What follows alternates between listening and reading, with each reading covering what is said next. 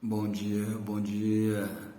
Então, meus queridos, eu estou desde ontem estudando um pouco sobre a justiça de Deus e a justiça dos homens. E hoje está em voga esse assunto, porque tudo que nós falamos hoje nas redes sociais, na maioria das situações, está muito envolvido com política e com justiça. E você acompanhando o clamor, o fervor das pessoas, realmente é forte. As pessoas estão bem envolvidas nesse assunto, né? Ainda mais agora que o Elon Musk resolveu entrar nessa também, né? Queria te falar uma coisa. A justiça dos homens, ela nunca vai preencher o que o homem anseia, as expectativas de um ser humano. Mas eu queria começar falando sobre Mateus capítulo 5, versículo 6, que diz o seguinte: são as bem-aventuranças que a Bíblia fala, que são felizes as pessoas que têm tais características espirituais. E essa diz o seguinte: bem-aventurados os que têm fome e sede de justiça, pois serão satisfeitos. Fome e sede de justiça.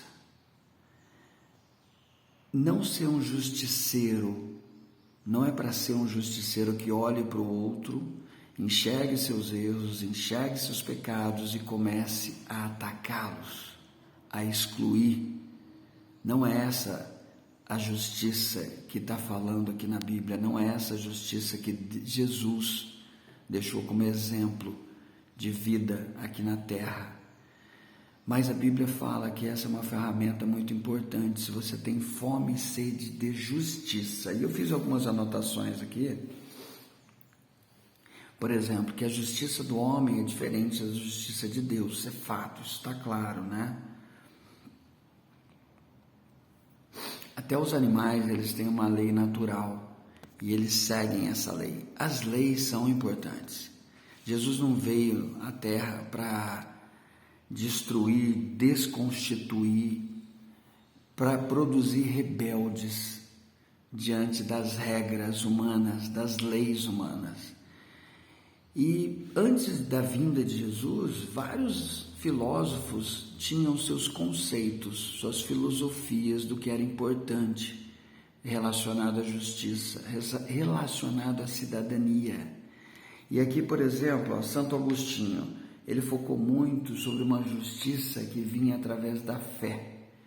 Já Platão falava aos atenienses, aos gregos, sobre uma organização de cidadania, das cidades, do povo, e buscassem uma justiça através dessas organizações. Era a forma que ele entendia que era mais justo. E tudo bem, tem a ver com democracia. Eu poderia falar aqui dos cantões suíços, que é uma das formas mais bonitas de democracia que eu já estudei no direito. Poderia estar falando aqui também da Constituição da Islândia, que foi feita com participação do povo pela internet, a primeira Constituição que o povo participou ativamente na internet. É muito lindo, é muito interessante, é muito bonito. Só tem um detalhe: toda essa justiça humana, assim como na minha área criminal, onde as pessoas anseiam tanto por justiça e muitas vezes não acontece como deveria. Tantas pessoas hoje presas, detidas, respondendo processo, sem que haja uma justiça completa. Meu pai esse dia estava exprimindo, falando do seu coração. Muitas vezes a lei exige coisas de nós que limitam a nossa liberdade, que limitam o nosso anseio mesmo, a nossa expectativa. Então Jesus veio para quebrar todos os paradigmas. Ele veio e falou algo contra todos os filósofos. Quem mais? Eu notei algum outro aqui. Platão, que dizia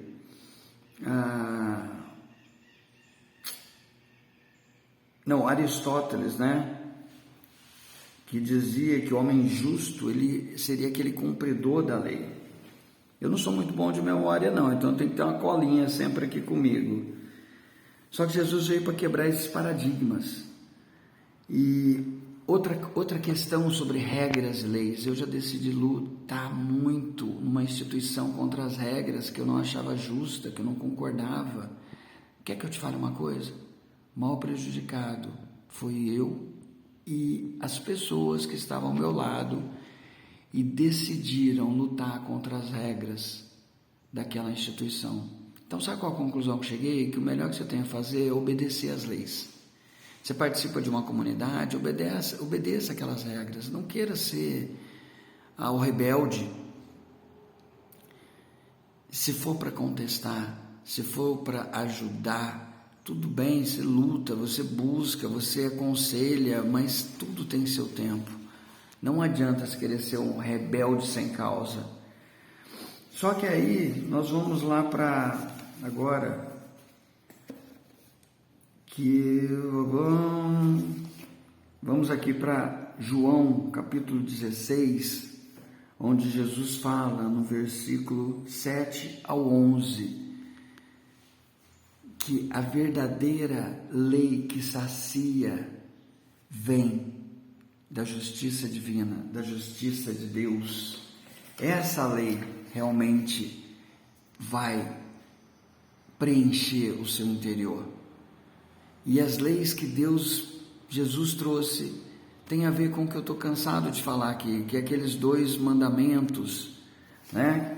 Que antes mesmo de ler Mateus, está lá antes de ler Mateus 16, Mateus 22, versículo 38, esse é o primeiro e maior mandamento, e o segundo é semelhante a ele: ame o seu próximo como a si mesmo. Destes 2 mandamentos dependem toda a lei e todos os profetas. Porque a gente está falando de regras humanas, todos têm as suas regras. Você pode adestrar uma pessoa dentro de uma igreja, você pode adestrar um bicho, um animal, e ele vai te obedecer. Pô, eu vi um vídeo esses dias que o cara cuidou de um leão feroz que estava machucado, e esse leão hoje é super manso, super calmo. Você pode ser adestrado, pode. A lei pode inibir a sua rebeldia, sim. A sua ferocidade, sim.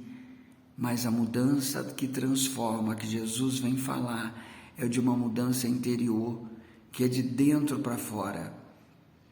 E ele fala sobre várias coisas que ajudam você a obter essa mudança. Eu venho falando delas nessas lives, né, nessas gravações. Mas o ponto crucial é você amar, se espelhar e colocar Deus em primeiro lugar na sua vida. Em segundo lugar, o seu próximo. Porque primeiro você olha para si, olha para dentro, para se avaliar, para buscar mudança, para mudar, para buscar uma atitude, uma reflexão, uma transformação, através da oração, através das ferramentas espirituais que eu já venho falando. Não quero ser redundante aqui, ficar repetindo, mas depois de você se autoavaliar, você precisa olhar para fora, para o seu próximo. Sabe, muitas vezes eu quero buscar justiça também, para a inadimplência que acontece, para tantas outras situações, para os calotes, para os 7-1 da vida que aparecem em nossas vidas, na nossa frente, né? Mas confia um pouco mais na justiça de Deus. E depois desses 2 mandamentos, Jesus faz uma promessa para aquele que consegue fazer essa autorreflexão e que busca Ele, que é o Espírito Consolador. Esse sim vai saciar a tua sede de justiça, porque Deus é justo? É, mas Deus é acima de tudo amor, e o amor de Deus, não existe justiça maior. E aqui fala em João, para terminar, capítulo 16, versículo 7, mas eu lhes afirmo que é para o bem de vocês que eu vou. Jesus diz que ele precisa ir, ele precisa passar por aquela situação toda que a gente conhece da cruz. Depois ele diz, mas se eu for, eu enviarei. Quando ele vier, convencerá o mundo do pecado, dos erros, Você precisa, eu preciso. Tudo que eu estou falando para você serve para mim. Eu não estou me colocando aqui numa posição melhor que ninguém, de super-herói, não. Essa decisão de ajudar cada um, eu estou me ajudando. Mas confia nisso, que Jesus veio quebrar todos os paradigmas para saciar esse vazio que tem dentro de cada um de nós. Então é preciso você olhar para as leis de Deus, pelo amor de Deus, o amor de Jesus, o amor a Deus, o amor ao próximo, se autoavalie, olhe para si e depois externalize, para fora, é extra, entendeu?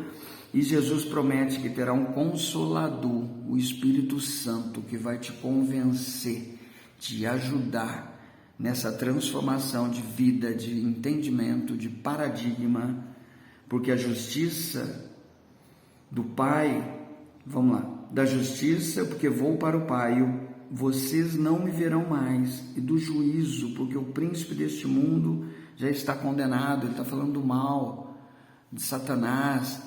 Eu não gosto muito de ficar falando de Satanás, sabe por quê? Não é medo nem nada, eu não fico preocupado com isso, porque eu gosto de dar glórias a Deus, eu gosto de falar de Deus. Por que eu vou ficar falando de coisas ruins, de demônios? Eu acredito muito mais no poder de Deus, na transformação de Deus, e hoje você e eu precisamos buscar em oração o Espírito Santo de Deus, porque estaremos saciados. Independente da situação que você passe na sua vida, você se sentirá seguro com Deus. Beijo grande a todos, um ótimo dia.